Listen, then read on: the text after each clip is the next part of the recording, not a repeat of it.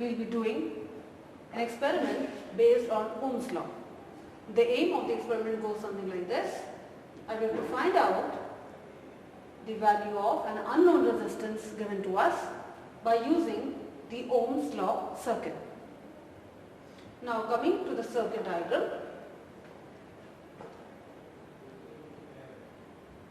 this is the resistance whose value we want to find it out, and this is the entire circuit of Ohm's law.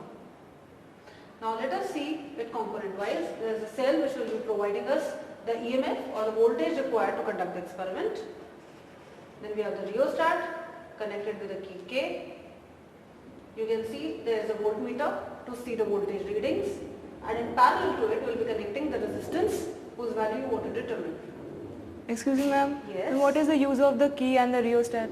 Okay, even if you remove the key and the rheostat, it may appear that the circuit is complete, but it is not, because the key will help me to allow the current only for a very short time for which I am taking the readings of voltmeter and ammeter. I do not want my circuit to become overheated unnecessarily by passing the current throughout the experiment. That is why the key allows me to pass the current only for a short duration of time.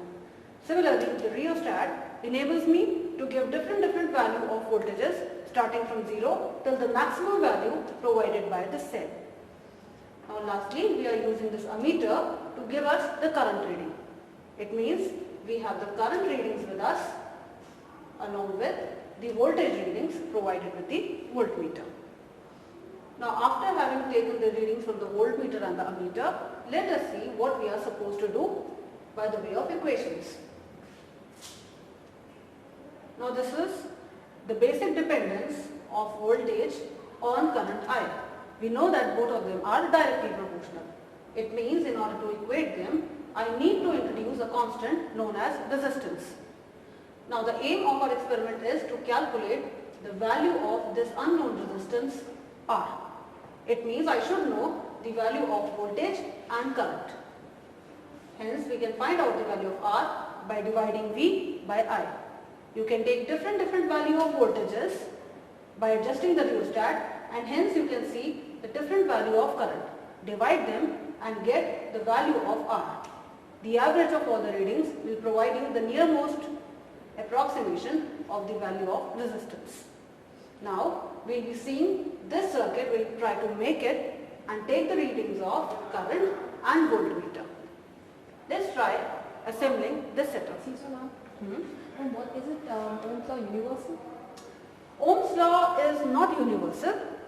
It is only valid for few conductors which are known as ohmic conductors. Otherwise, for non-ohmic conductors like you have diodes, you have oscillators, you have vacuum tubes, this V is not proportional to I. That is, the V by I graph will no more be linear, and there will be some other kind of relation between voltage and current. So let's move on to realize this circuit in detail. And ma'am, the arrangement of Yes, the voltmeter should always be connected. Now this is the setup of the Ohm's law circuit which we are using to determine the value of unknown resistance R. Now let us see how the circuit goes. We start with a cell. This is the positive terminal, this is the negative, shown in black. This negative terminal is connected to the rheostat using a connecting wire. Now the other end of the rheostat is connected to a one-way key. Right now I have taken out the key from this apparatus because I do not want the circuit to be heated unnecessarily. Now the other end of this key, you can see, is connected to one end of the voltmeter. The second end will be connected to the ammeter, as you can see. Now the next end of the ammeter goes back to the next terminal, that is the positive terminal of the battery.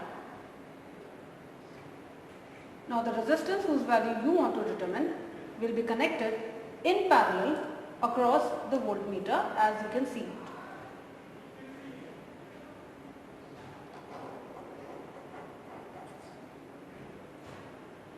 in order to make the circuit work, you can insert this plug in one-way key,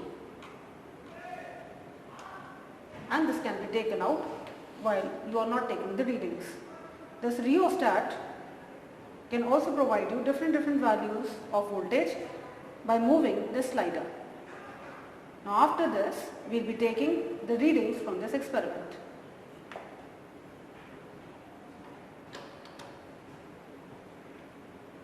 You can see that both the meters are showing a variable reading as you move the slider along the length of the rheostat.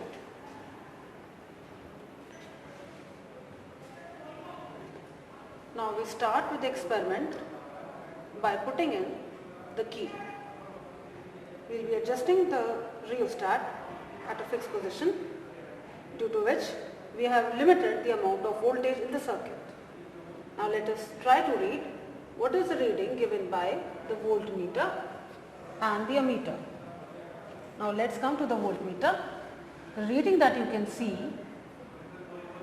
is now least count multiplied by the number of divisions. The least count of this voltmeter is 0.05 volt, which you will be multiplying with the number of divisions on which you can see the red needle.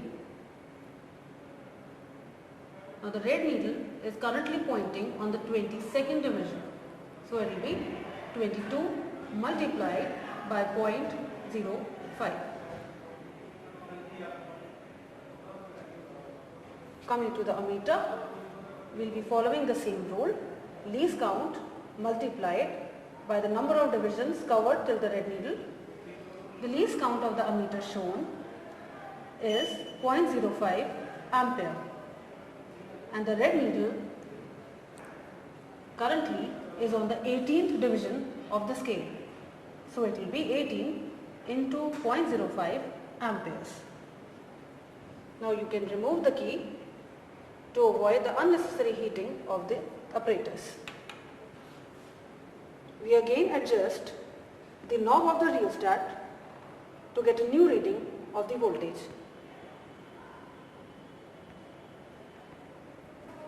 Now we have adjusted the rheostat for the new position, and now we can put in the plug in the key.